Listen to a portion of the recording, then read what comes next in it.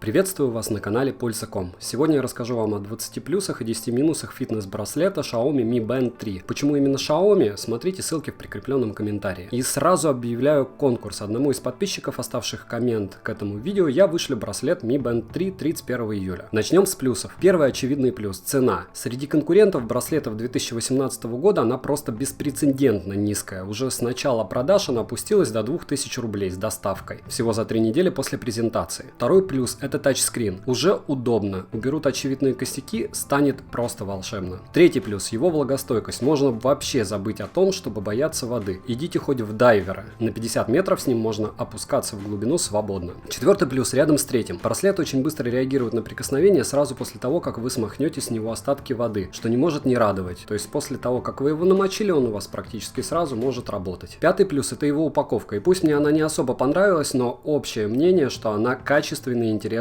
я поддерживаю. Для подарка более чем сгодится. Шестой плюс – отличный пульсомер. В отличие от того же второго бенда, показания подряд через 5-7 секунд сильно не отличаются. А в моем случае отличались всего на 2%, то есть 100 и 102 удара при 3 подряд измерениях. И точнее практически как у часов Garmin с датчиком. Седьмой плюс – через неделю, как и я, вы к ним привыкнете и даже сможете в них спать. И тут вам хорошим подспорьем для нормальной качественной жизнедеятельности будет анализ сна. Я им пользуюсь, штука объективная и полезная. Восьмой плюс – наличие безумного количества аксессуаров еще до начала продаж в интернет-магазинах, начиная от 100 рублей и до бесконечности. Девятым плюсом идет футуристический дизайн, и пусть мне он не по душе, но то, что они выглядят модно и современно, это факт. По сути, производитель сделал упор, наверное, на молодежь. Десятый плюс – это удобная застежка и качественный ремешок. Он не особо чем отличается от второго бенда, но по ощущениям материал тот же и крайне удобен. Одиннадцатый плюс – нереально крутая функция по поиску телефона. Достаточно нажать на кнопку в меню на Mi Band, и ваш мобильный начнет пиликать. Сам пользовался уже не раз. 12-м плюсом нужно считать яркость экрана. Я не могу сказать точно в процентах, но то, что минимум на 30% он стал ярче своего собрата второго Mi Band, это факт. 13-й плюс – это очень качественное крепление его в самом браслете. По моим тестам и оценкам даже лучше, чем во втором бенде. Вряд ли он у вас когда-то вылетит. 14-й плюс – это отличное программное обеспечение. Что не говорите, но даже через 3 недели после выпуска Xiaomi уже 2 раза только у меня обновляла данный девайс. Поддержка аппарата на высоте. 15 плюс – наличие секундомера. Сейчас спортивные часы за 2000 рублей приличные не купить, а в этом малыше даже есть возможность засечь себе временной интервал простым тапом, чего не было во втором бенде. 16 плюс – то, что даже с китайской прошивкой уже можно посмотреть по локации прогноз погоды на 3 дня вперед. И это безумно удобно. Просто свайп вправо и все. 17 плюс – незатейливая компактная зарядка, которую не нужно забирать, собирать, и форма, которая нам так полюбилась во втором бенде. Сверху к этому пункту добавлю, что этот девайс не считает шаги в транспорте. И это факт. 18 плюс – его автономность. С моей активностью в среднем минимум 20 км бега за сутки, не считая постоянного считывания пульса, он за 3 дня съел только 40% заряда. И пусть это в 2 раза больше, чем заявленные 20 суток, но учитывая мою активность, очень даже неплохо. 19 плюс – все программные плюшки второго бенда плавно перешли в третий, и особое внимание здесь я бы отдал функции «не бездельничай». Для тех, кто ее не знает, обязательно начните ей пользоваться. Качество жизни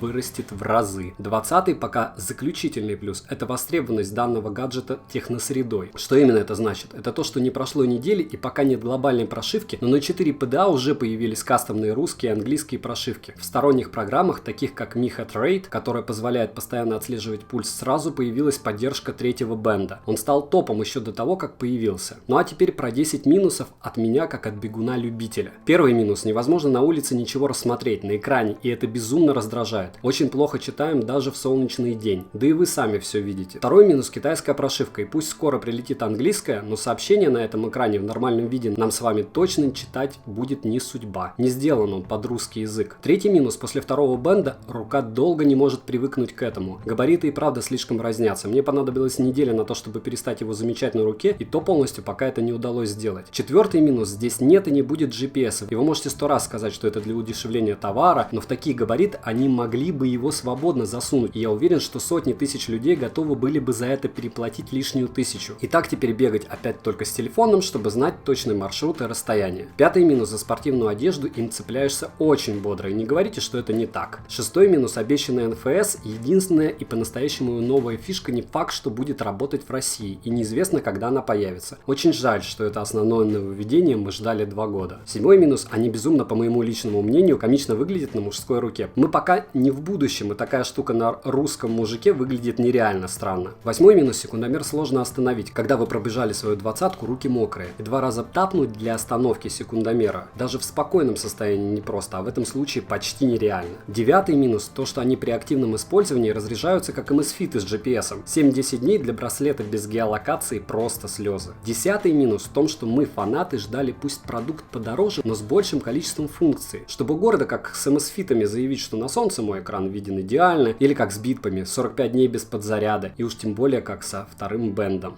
что за такие копейки мы купили просто фантасмагорический аппарат. Я не буду в этом видео делать заключений, решать вам. Это не все плюсы и не все минусы. Если копаться долго и упорно, можно очень долго рассказывать про этот аппарат. Но если у вас был фитнес-браслет, и это не Mi Band 2, обязательно купите Mi Band 3. Мое мнение, если у вас был Mi Band 2, покупайте MSFIT любые, и вы не будете разочарованы. Польза.com рекомендует Mi Band 3. Подписывайтесь и удачи вам. Оставляйте комментарии. Напоминаю про конкурс. Скоро мой Mi Band 3 улетит одному из подписчиков, кто оставит в комментарии, без разницы какие комменты.